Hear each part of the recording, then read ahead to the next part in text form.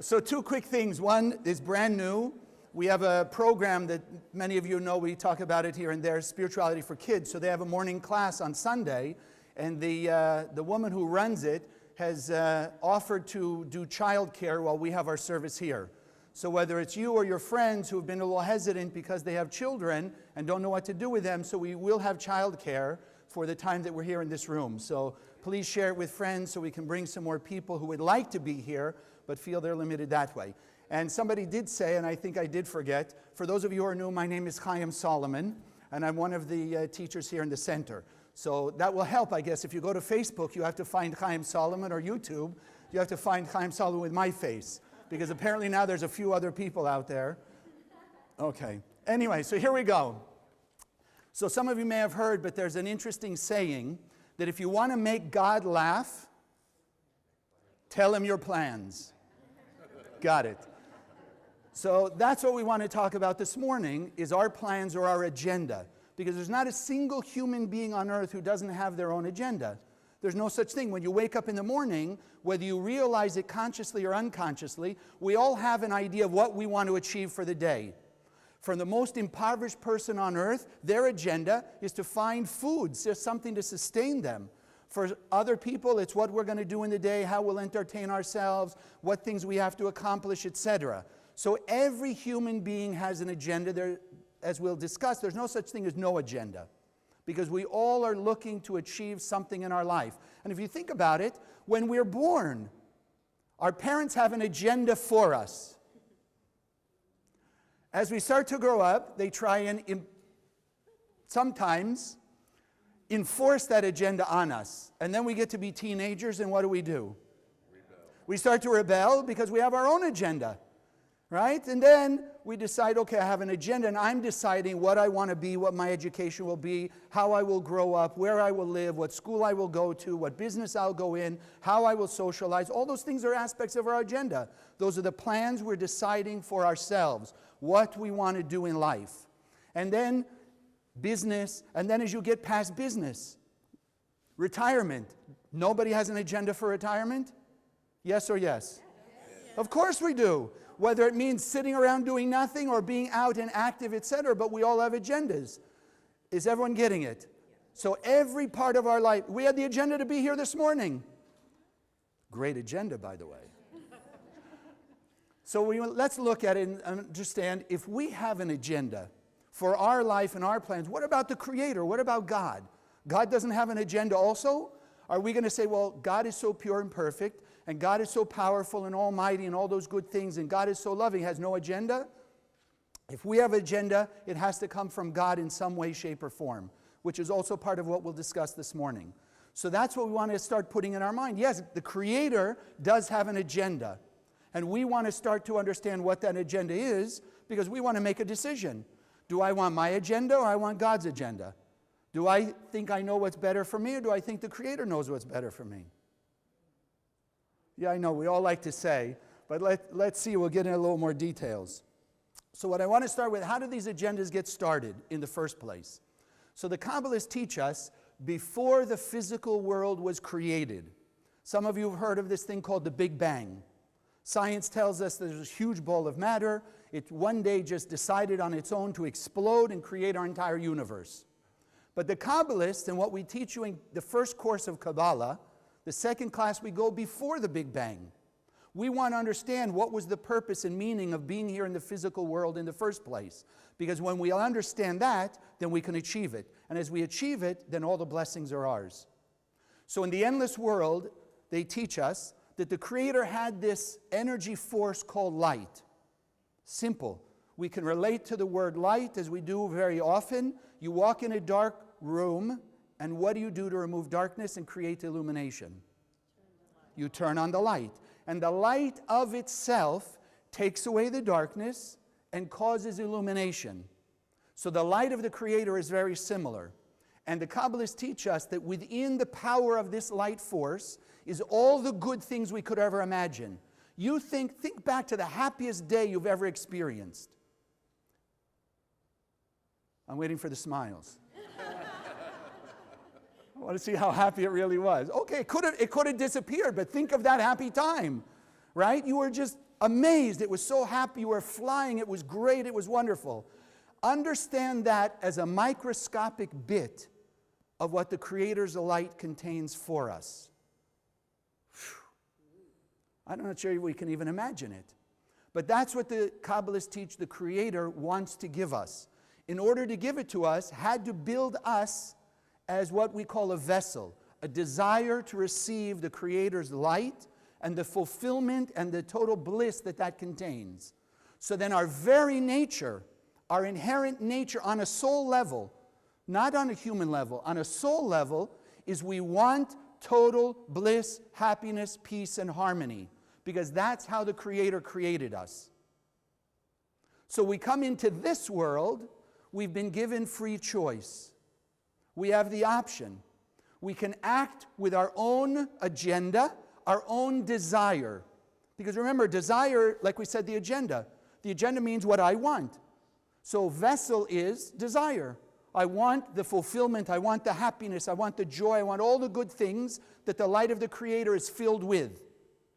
I want those. So in this world, we have that choice then. I can want those things, which we all do in one way or another, but I can want it in two different ways. I can want it on my agenda, my plan in the physical, five-sense world of materiality. I can look around the world and I can see, yes, I want that. I want that person, I want that education, I want that car, I want that house, I want those experiences. I want. Why? Because I know that it's going to make me happy. But then they tell us that there's also another agenda. Because that agenda, if you think about it, what does it do? I want to receive goodness from my car, my house, my family, my friends, etc. But in essence, what happens then? I receive it, and now I'm full. I receive it, and now I've enjoyed it. Where's the enjoyment go now? That's it. So it's almost, and please take this with a little understanding here. I don't want to say a grain of salt per se, but in essence, that's it. It's end, like a dead end. I receive it. I'm happy like those things on your face. When you thought of the happiest day of your life, besides thinking, well, how can I do that again? What happened to it? It was a happy day. You enjoyed. You had fun. And then what? Then you went on. It's gone. You went on to something else and tried to get maybe another way, some more happiness, etc. So the Kabbalists teach us, they call our agenda in that way, desire to receive for ourselves alone. Desire to receive for ourselves alone. Don't think of it as bad or negative or evil. It's just simply a fact. We receive it, we got it, we enjoyed it, and then it's gone. But then there's the other agenda, the agenda of the Creator. And what's the Creator's agenda? Like we often talk about here, the endless light of the Creator. When does that stop sharing? Never. It's constantly sharing. That's why you and I always feel to want more. We had that happy day, it came and went, and what do we say the next day? And I want more. We had that good experience, we bought the car, we got a job, we had kids, I don't know, we met the person, whatever it was, we had great happiness and joy, and then we said, and I want more. So the Creator's agenda for us is to share that light in all ways, shape, or form, 24/7. That's the Creator's agenda. Because when we do that, what ultimately the Creator's plan for us is to have total bliss. Total bliss, not in heaven. That's unfortunately what many of us have been told in our traditions as we grew up. That's what we're waiting for. We have to come down here, we got to suffer, we got to do, we got to this, because then when we leave this world and we go to heaven, then we can have total bliss. If that were the case, then why did we leave in the first place? We were in heaven. We were in the endless world with endless light. We couldn't get any closer to the Creator, so why did we leave? So it's not about heaven after a person leaves the world, or total bliss afterwards. It's about total bliss here on earth, because every tradition does also teach heaven on earth. It doesn't say heaven in heaven. Our goal is heaven on earth. If it were after we died, then it'd be heaven in heaven. Heaven on earth. Peace and goodwill to all mankind here. And that's what the Kabbalah Center is committed to help us all achieve. That aspect of total bliss here in this world. So that's called desire to share our light for the sake of receiving total bliss.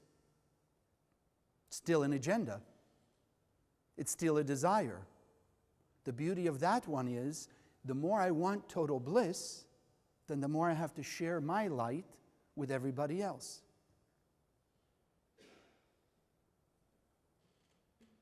Think about that one. Think about the thing that you wanted. Has to be something in the last few weeks that you said, yes, I would love to have that, and you find some way to work towards that. Why? You had a desire for something, and that desire in and of itself motivated you to go seek it, to go do what you needed to do to achieve it.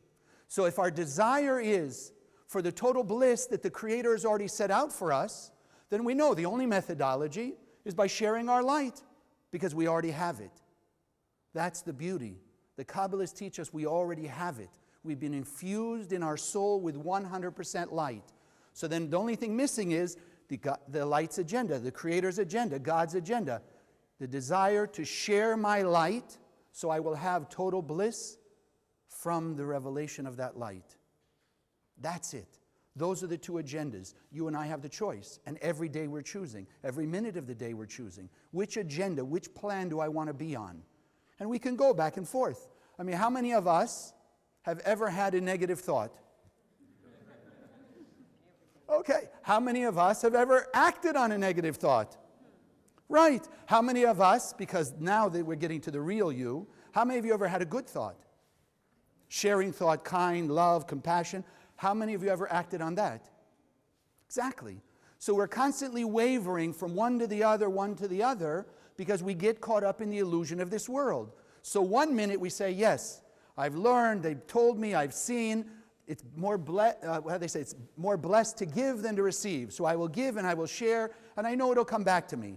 And then 10 minutes later we can be caught up in another situation where that negative thought in our head says, no. You have to receive from the situation.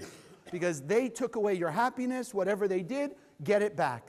And that's when we will act with sadness, fear, anger, resentment, guilt, shame, etc. So we're constantly going back and forth. But first is to understand we have two agendas available to us. And they're all centered around us, around our desire to receive. Think about it now in a bigger picture. How many of you have ever planned something in your life or for your future? And you're going along, it's going well, you got through college, you're on your way, maybe you've even gotten to the business that you wanted, and then your plans for that business, something came along and sidetracked you. Something, we say, beyond our control. Ever happened to you? Sure. It happens all the time. A person goes into a business deal and they say, I want this business deal. I know what it's going to do. It's going to make my boss happy. It's going to make the coworkers happy, whatever. Even make the client or the customer happy. And then it doesn't happen. And it gets delayed. And they're working. It happens to be somebody that I know of. Frustrated at first, upset. So we work to stay on the consciousness of the light, keeping in mind the Creator's agenda, etc. Guess what happened? The deal works out at a better price, better circumstances for everybody. Had it not been delayed, wouldn't have. I know a businessman was a very self-centered, by his own admission, self-centered businessman, very successful. Unfortunately, something came into his life, turned his life around, and now he's a champion of things that will save other people's lives. So things will come along. Some of you know my wife. I've got to slip her in here a little bit. She was on her way. She was on her way to a dance class, 1990, in New York City. She happened to pass by a table of books from the Kabbalah Center. Something caught her eye. She took a look. She had a conversation with one of the women at the table. And instead of the dance class, and she will tell you herself, literally this woman said to her, yeah, we have classes. There's one, in fact, starting right now, and she just looked at my wife and said, go! And my wife, uncharacteristically for a Leo, Went. Guess who was teaching the course? Exactly. Okay.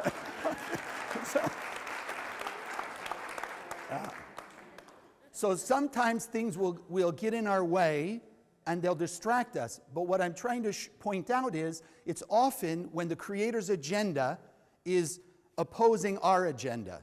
Every now and then we have those blessings where something will come along and push us in the right direction because we're caught up in the illusion and we're heading off in the wrong direction. And so we've got to see that bigger picture. Remember, what does the Creator want for us? Total bliss. What do we want for ourselves really? Total bliss. Don't anyone here not want total bliss? Anyone only want like 50%, 60, 80%? You'd be happy with 10% chaos?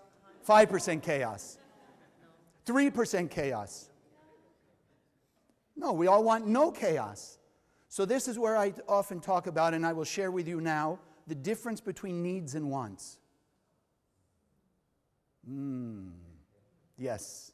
Now he's getting there. I know for the new people, they're going, oh, it sounded really great up to now, but now let's see. Now he's going to tell me I can't have what I want. I only have to have what I need. Right? Isn't that the song? Can't always get what you want, but in the end, you always get what you need. But think about it.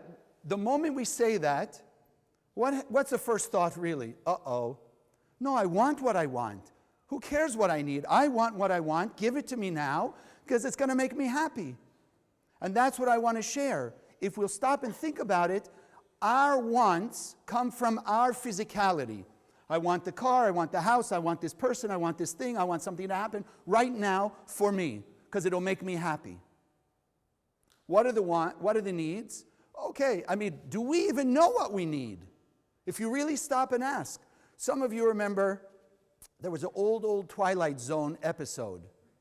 Some of you may not remember Twilight Zone, but anyway, it was a great show. So they have this one thing that fits very perfect for this. There was a guy, it takes place back in, I don't know, must be the 20s or 30s, and he's got this little suitcase that he sets up every day on the street, with just a bunch of knickknacks. And every day, people will walk by and they'll look and this, and he'll take something and he'll say, when they're looking at this, say, you know what, you need this. And so he kind of talks them into buying it, and they buy it, and they're not sure at that moment why, but then they find out things happen during the day that's exactly what they need for that issue 2, 3, 4 hours later, a day later even. Like one example was this very well-dressed man, suit and tie, he comes looking, and he sees, he's looking at it, and the guy says, no. He says, you need these scissors. Okay, he buys the scissors. And then the story goes on, and in those days, the elevators weren't like they were now. He gets in the elevator, and the elevator starts to go down. His tie gets caught. And it's starting to, like this, and starting to choke him. What happens? He pulls out the scissors, cuts it, saves his life. So he wasn't sure. Did he want the scissors? No. Did he need the scissors? Yes. And so many times those kinds of things happen to us. So we want to take that consciousness of understanding needs and wants. They are different things. Our needs are often more powerful than our wants, because our wants are caught up in the 1%, the physicality of things. So we have to decide, okay, I want this, I want this, I want this. That's my agenda. But the Creator has another agenda. The Creator wants us to have total and absolute bliss and happiness and all the good things. So then our job is what? To understand that what the Creator sees we need is like in this story of the Twilight Zone. The Creator is constantly pointing out the things we need. Maybe we need to be delayed in a business deal. Maybe we need to have traffic backed up so that we miss a car accident. Maybe we need to be redirected somewhere or go to a social event because we're obligated when we really didn't want, because we need to meet somebody there for business, for romance, for some friendship, whatever it might be. So then the whole concept of needs and wants is important to change in our minds. Our job is to see that our wants often are about what I want now. But how much can I see? Can any of you tell me for sure what's going to happen 4 hours from now? Do we think we know what we want 4 hours from now? Of course we do. But we don't know what's going to happen. And sometimes miraculous things can happen between now and 4 hours from now to work out a lot better than I could have worked out on my own. And that's then the idea. My wants are my agenda. My needs are the Creator's agenda for me. Because if we think about it from that point of view, if you look in the bigger picture, the Creator's desire for us to have total and absolute bliss and happiness sees a bigger picture, is more powerful than anything we can see, and knows the direction we're going and how we should move to get there. So it's our choice then to decide, do we want our wants or do we want our needs? Are we going to line ourselves up with our own agenda and what we see and think and feel we need in this world? Or are we going to align ourselves with the agenda of the Creator that's already set out the path and the plan that we could achieve that total bliss? That's what our choice really boils down to. Needs, wants. My agenda, the agenda of the Creator. So then it's an opportunity for us to start opening up and start aligning our agenda with the agenda of the Creator. And like I hinted at in the beginning, there's no such thing as no agenda. If you stop and think about it, what does no agenda mean? No agenda means I don't want anything. If my agenda is what I want to achieve today or in my life or in the next 6 weeks or what have you, then a person who has no agenda means what? No desire. What does a person who has no desire look like? Does it mean the person sitting on the couch watching TV? Why?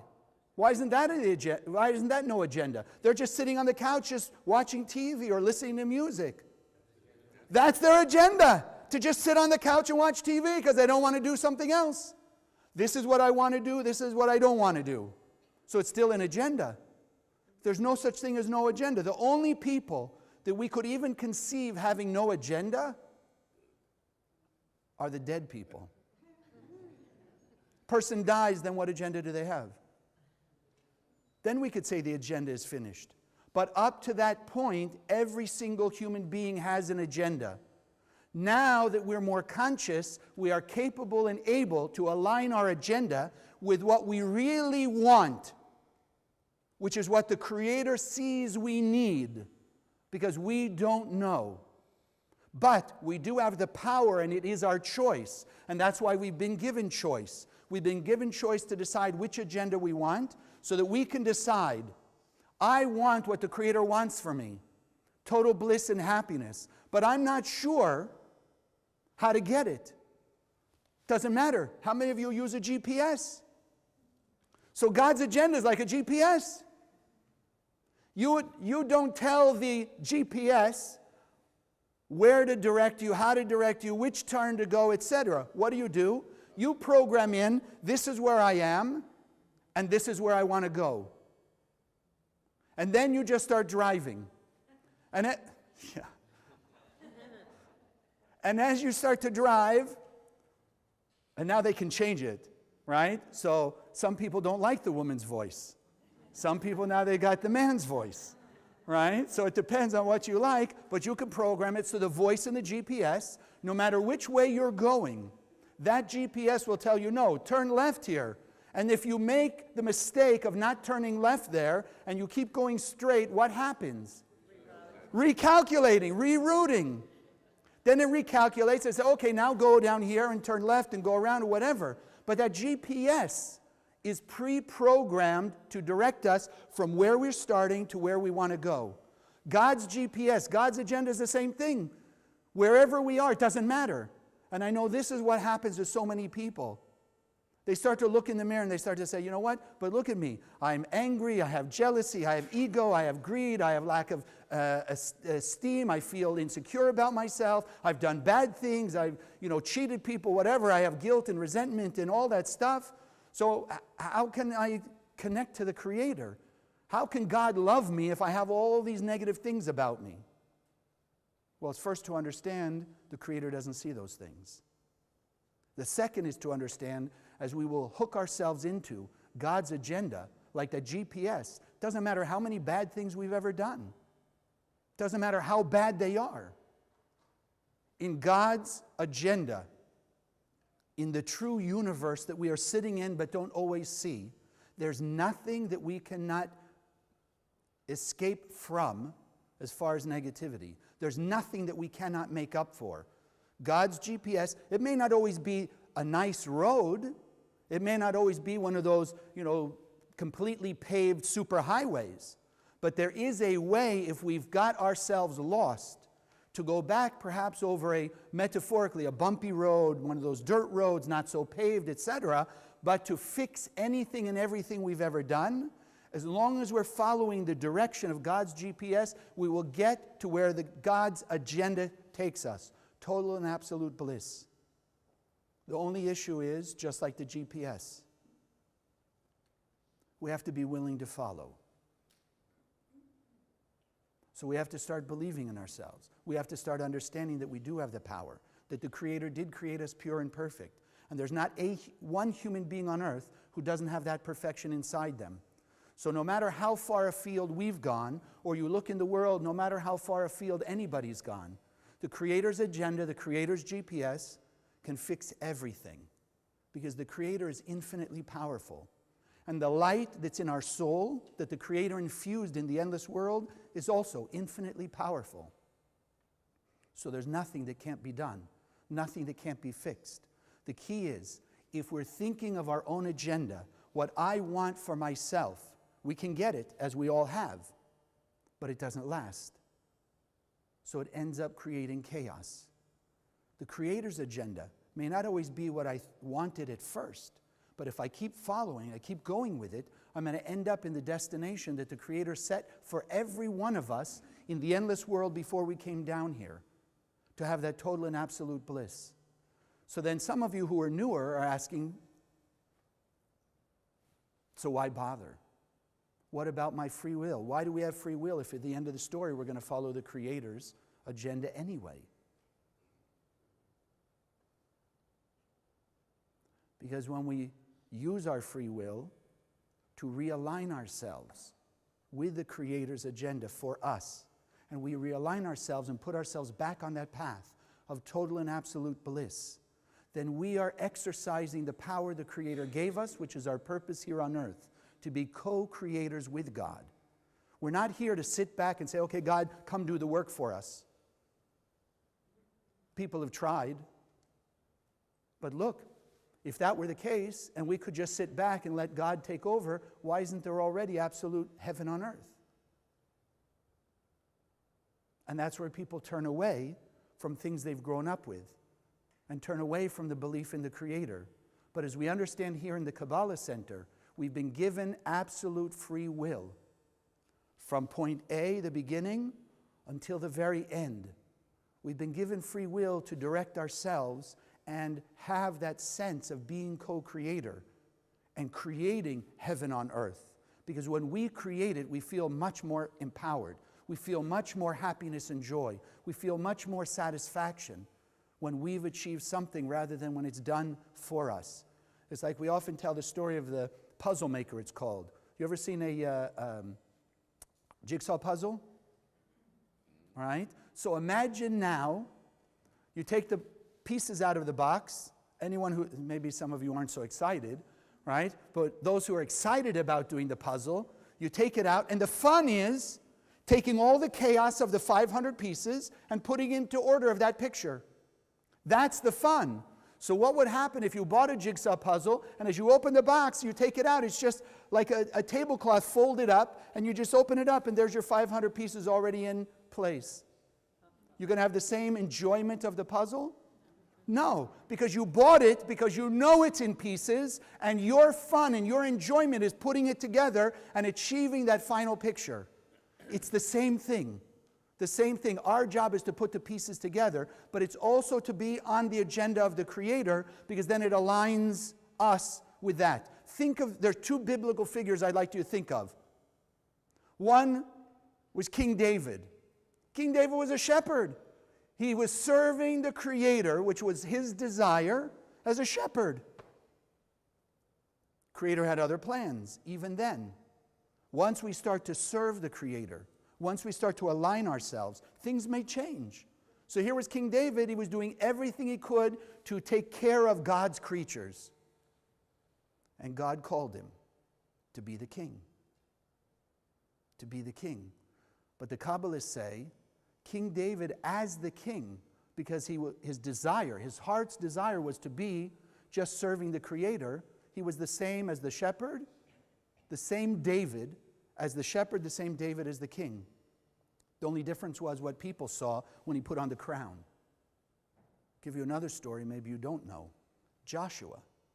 Joshua, the successor of Moses. Moses, one of the greatest spiritual leaders ever, took millions and millions of people out of the bondage and slavery of Egypt and took them 40 years to the desert into the promised land. Joshua decided he wanted to serve God. And when he first decided, you know what he did? He was a janitor. Literally, he was a janitor. When the high court, called the Sanhedrin, met, 72 spiritual giants, when they got up and walked out, he went in and he cleaned up whatever the papers were, whatever the mess was. He straightened up the chairs, etc., because his service was, he just wanted it to be nice and harmonious and peaceful and everything in line when this great high court came the next day to do what they did. And because his desire was just to serve the Creator, even as a janitor, he became the successor to Moses, the leader of millions and millions, perhaps even billions of people at that time. So wherever you and I are, we have that same opportunity. The key is just beginning today to open our heart and soul to decide, I want to be on the agenda of the Creator. I want to serve the Creator in whatever capacity I've been given to do. And don't worry about what it looks like today. If it means being a janitor, be a janitor. You have Joshua. And don't say, well, but that was Joshua. There are 1,000 other examples we could talk about, rags to riches, as we call it. It's the same concept. It doesn't matter what we're doing now, as long as we're aligning ourselves with the agenda of the Creator. It will be the GPS to lead us to a place and a situation in our life that will make us feel completely blissed out, happy, joyous, peaceful, etc. So today is the day that we can all decide, I want to turn my desire, my wants, into the needs the Creator sees for me. I'm going to do that starting today by stepping up my actions of sharing my light as kindness, as love, as compassion, as generosity, as forgiveness, as tolerance, as also valuing the power the Creator gave me. Because every single one of us then will create an impact on others. We will be able to awaken other people to also align themselves so that not only us, but it'll be like a huge caravan. Imagine, like Moses took the Israelites 40 years through the desert to the promised land, each and every one of us can do that same thing. To arrive for us in the promised land, heaven on earth, and bring everybody else, we just have to align ourselves today with what the Creator wants for us, total bliss, harmony, and joy, because that's what we truly want. God bless.